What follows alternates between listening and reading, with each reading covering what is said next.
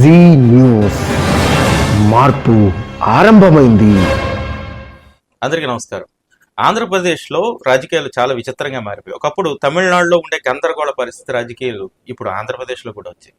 ఎప్పుడు ఎవరితో కలుస్తారు, ఎప్పుడు ఎవరి మీద ఆరోపణలు చేస్తారు, ఎప్పుడు ఎవరు ప్రత్యర్థులు అవుతారు, ఎప్పుడు ఎవరు మిత్రులు అవుతారో తెలియని పరిస్థితులు ఒక 10 ఏళ్ళుగా ఉన్నాయి. కానీ ఇప్పుడు ప్రత్యేకంగా చెప్పుకోవాల్సింది 2019లో అన్నే నా జీవితమైన ప్రచారం చేసినటువంటి షర్మిల 2024లో అన్న నా శత్రువు, అన్న అబద్ధాల కోరు, అన్న దుర్మార్గుడు, అన్న బాబాయిని చంపాడు, అన్న చాలా మందిని చంపాడు, అన్న నా ఆస్తి దోచుకున్నాడంటూ షర్మిల తనదైనటువంటి విచిత్రమైనటువంటి వాయిస్తో ప్రజలందరి ముందుకు వచ్చింది.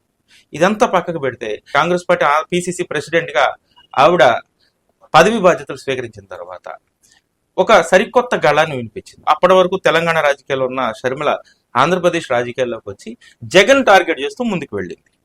సో ఇప్పుడు ఇది జగన్కి నష్టమా, షర్మిలాకి నష్టమా, షర్మిలాకి లాభమా, కాంగ్రెస్ పార్టీకి లాభమా అనే చర్చ నడుస్తూ ఉంటే గడిచినటువంటి 6 నెలల స్టేట్మెంట్లు కానీ 2024 ఎన్నికల ఫలితాలు కానీ కాంగ్రెస్ పార్టీకి వచ్చినటువంటి ఓట్ షేర్ కానీ చూస్తే షర్మిల వాయిస్, షర్మిల ఆరోపణలు అడవి కాచిన వెన్నెల అనిపిస్తుంది.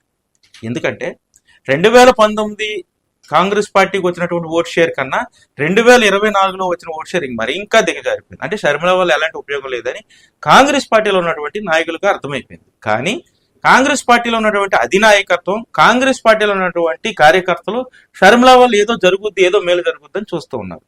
కానీ కాంగ్రెస్ పార్టీలో ఉన్నటువంటి కొంతమంది ద్వితీయ శ్రేణి అంతర్గతమైనటువంటి నాయకులు చెప్తున్న మాట ఏమిటంటే, షర్మిల కాంగ్రెస్ పార్టీని అడ్డుపెట్టుకుని జగన్ దగ్గర తన ఆస్తులన్నింటినీ కూడా తన వాటాను దక్కించుకోవడానికి ఒక ప్రయత్నం చేస్తుందనే ఆరోపణ అంతర్గతంగా పెద్ద ఎత్తున ప్రచారం అవుతూ ఉంది.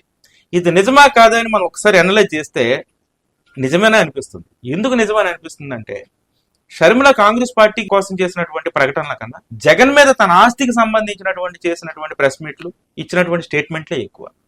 ఇప్పుడు జగన్ నుంచి షర్మిలకి తన వాటా వస్తుందా రాదా, జగన్ దగ్గర ఉన్నటువంటి ఆస్తి వస్తుందా రాదా అనేది ఒక లైట్గా ఒక 1 minute లో మనం అనలైజ్ చేద్దాం.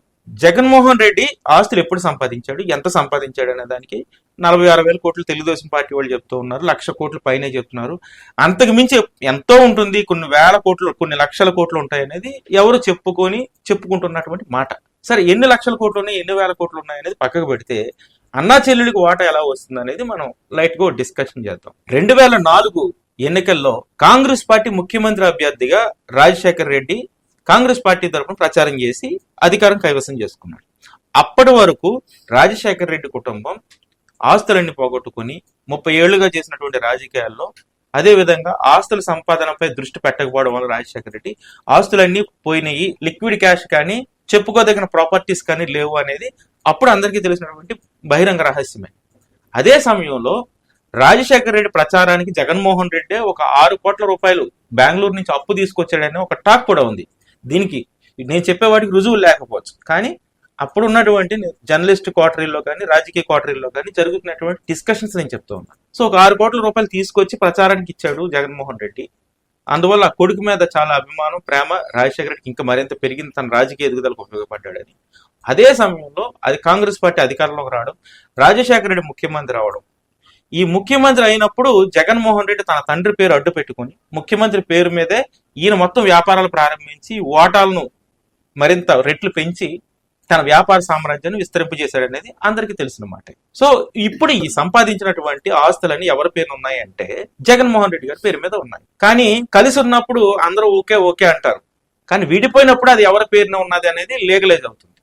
సో ఇప్పుడు జగన్మోహన్ రెడ్డి, షర్మిల, రాజశేఖర్ రెడ్డి, విజయమ్మ వీళ్ళందరూ కలిసి ఉన్నప్పుడు అప్పుడు ఆస్తులు ఎవరి పేరును ఉంటే ఉంది. జగన్మోహన్ రెడ్డి తెలివితేటలతో తన వ్యాపార సామ్రాజ్యాన్ని విస్తరింపజేసి రాజశేఖర రెడ్డి పేరును ఉపయోగించుకుని కొన్ని వేల కోట్ల రూపాయలు సంపాదించారు. ఈ వేల కోట్ల రూపాయలన్నీ ఎవరి పేరును ఉన్నాయనేది కలిసి ఉన్నప్పుడు ఓకే అనుకుంటే ఇలా అవన్నీ జగన్మోహన్ రెడ్డి పేరు మీద ఉన్నాయి. కానీ రాజశేఖర రెడ్డి, అదే విధంగా రాజశేఖర రెడ్డి భార్య విజయమ్మ కానీ చెప్పేది ఏంటంటే, తాను సంపాదించిన, తన తండ్రి సంపాదించినటువంటి ఆస్తులన్నీ కూడా ఇద్దరికి చెరుసగం అన్నారు. ఇప్పుడు రాజశేఖర రెడ్డి గారు ఎంత సంపాదించారు అనేది ప్రశ్న. రాజశేఖర రెడ్డి గారు 2004 నాటికి ఎంత సంపాదించారో అంతే ఉంటది, దాంట్లో వాటా ఇచ్చేసి ఉంటాడు జగన్మోహన్ రెడ్డి. కానీ రాజశేఖర రెడ్డి గారి పేరు మీద ముఖ్యమంత్రి అయిన తర్వాత ఈ పేరు అడ్డు పెట్టుకుని సంపాదించినటువంటి వేల కోట్ల రూపాయల్లో వాటా అడుగుతుంది షర్మిల. మరి ఈ వాటా లీగల్ గా షర్మిలకు వస్తుందా అంటే రాదనేది చట్టపరమైనటువంటి జవాబు. మరి నైతికంగా వస్తుంది అంటే కలిసి ఉంటే వస్తుంది. మరి విడిపోయినప్పుడు ఎందుకు రాదు? ఎందుకు ఎవరంటే గొడవ పెట్టుకుని వెళ్ళిపోయింది. ఎందుకు గొడవ పెట్టుకుని వెళ్ళిపోయింది? ఆల్రెడీ తండ్రి సంపాదించిన ఆస్తుల్లో చాలా వాటాలు ఇచ్చాను అని ఆల్రెడీ జగన్మోహన్ రెడ్డి ఒక లేఖ కూడా ఇచ్చాడు. తన తండ్రి సంపాదించిందే కాకుండా తాను సంపాదించిన దాంట్లో కూడా ఇన్ని కోట్ల రూపాయలు తన చెల్లికి ఇచ్చానని ఒక బహిరంగ లేఖ ఇచ్చాడు జగన్మోహన్ రెడ్డి. దీంతో పాటు షర్మిల భర్త అయినటువంటి అనిల్ కుమార్ ఎదుగుదలకు ఒక పక్కన కేఏ పాలకు దెబ్బ కొట్టి అనిల్ కు విదేశాల నుంచి ఎక్కువ భారీ ఎత్తున డబ్బులు రావడానికి జగన్మోహన్ రెడ్డి అనే టీము ప్రయత్నించారనేది ఒక వార్త కూడా ఉంది. ఇందులో నిజాలు అబద్ధాలు అనేది తర్వాత తెలుసుకోవాల్సిన విషయాలు. ఇవన్నీ నేను సాక్ష్యాలతో చెప్పట్లేదు, క్వార్టరీస్ లో ఉన్నటువంటి సర్కిల్స్ నుంచి వచ్చినటువంటి వార్తలను బట్టి చెప్తున్నాను. సో అనిల్ కుమార్ క్రిస్టియానిటీలో ఆస్తుల పరంగా ఎదగడానికి జగన్మోహన్ రెడ్డి సహకరించారు, రాజశేఖర రెడ్డి సహకరించారు అని అంటున్నారు. సో అక్కడ సంపాదించుకున్న ఆస్తులు ఉన్నాయి, తండ్రి ఇచ్చినటువంటి వాటా ఇచ్చాము. అదే విధంగా తండ్రి ముఖ్యమంత్రి అయిన తర్వాత వచ్చినటువంటి వాటిలో కూడా కొంత అనాథరేజర్గా వాటా ఇచ్చాము. ఇంకెంత ఇవ్వాలనేది జగన్మోహన్ రెడ్డి అభిప్రాయం. లేదు మొత్తం చట్టపరంగా, నీతివంతంగా, అవినీతి పరంగా అన్ని రకాలుగా సంపాదించినటువంటి అన్ని ఆస్తుల్లో కూడా తనకు వాటా కావాలంటుంది షర్మిల. లేదు చట్టపరంగా వచ్చేవి మాత్రమే ఇస్తాను అంటున్నాడు జగన్మోహన్ రెడ్డి.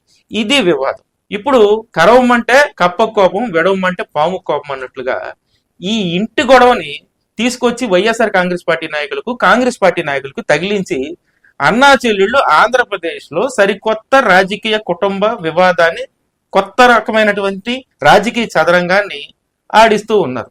దీంట్లో బలిపసులు అయ్యి కొట్టుకుంటున్న వాళ్ళు ద్వితీయ శ్రేణి వైఎస్ఆర్ కాంగ్రెస్ పార్టీ నాయకులు అయితే, దీన్ని విచిత్రంగా చూస్తున్న వాళ్ళు, రాజకీయాల పట్ల ఆసక్తి ఉన్న వాళ్ళు, అయ్యో పాపం ఏదో జరిగిపోయింది అనుకుంటున్న వాళ్ళు అమాయక ప్రజలు, దీని మీద వీడియోలు చేస్తున్న వాళ్ళు మాలాంటి వాళ్ళు. కానీ దీనివల్ల ఎవరికి ఉపయోగం ఉందంటే ఎవ్వరికి ఉపయోగం లేదు. అన్నా చెల్లెలు వివాదం తెగదు, జరగదు. ఈ మధ్యలో నష్టపోయేది ఎవరంటే కాంగ్రెస్ పార్టీ. షర్మిలను నమ్మి ఈ ఆంధ్రప్రదేశ్ పగ్గాలు అప్పచెప్పినటువంటి కాంగ్రెస్ పార్టీకి ఇప్పటికే నష్టం జరిగింది. మరి కాంగ్రెస్ పార్టీని బలోపేతం చేసే ప్రయత్నాల కన్నా తన ఆర్థిక పరమైనటువంటి బలాన్ని పెంచుకోవడానికే షర్మిల ప్రయత్నం చేస్తుంది అనేది ఇప్పుడు ఆంధ్రప్రదేశ్ రాజకీయాల్లో నడుస్తున్నటువంటి లేటెస్ట్ వార్త. Thank you. విజయవాడ కేంద్రంగా ఆంధ్రప్రదేశ్ లోని ప్రతి పార్లమెంటు పరిధిలో కాపునాడు ఫౌండేషన్ ఆధ్వర్యంలో విద్యార్థులకు వేరువేరుగా కీర్తిశేషులు మిరియాల వెంకట్రావు స్మారక విద్యాగృహాలు అంటే కాపు విద్యాభవన్ల ఏర్పాటు జరగనుంది. 5వ తరగతిలో ఆర్థిక ఇబ్బందుల వల్ల చదువు ఆపేసిన పేద కాపు కుటుంబంలోని బాలబాలికలను గుర్తించి కాపు విద్యాభవన్లో చేర్పించి వారిని ఉన్నత విద్యావంతులుగా తీర్చిదిద్దే బృహత్ సంకల్పంతో కాపునాడు ఫౌండేషన్ ఈ విద్యా ఉద్యమాన్ని మొదలుపెట్టింది. మన సామాజిక వర్గ భవిష్యత్ తరాల్ని విద్యార్థులుగా తీర్చిదిద్దేందుకు మీరు ఈ ఉద్యమంలో పాలు పంచుకోండి. కాపు విద్యాభవన్ ని సందర్శించి తగిన సూచనలు, సలహాలను తెలియచేయండి. యావత్ కాపు సమాజానికి కాపునాడు ఫౌండేషన్ తరఫున ఇదే మా ఆహ్వానం.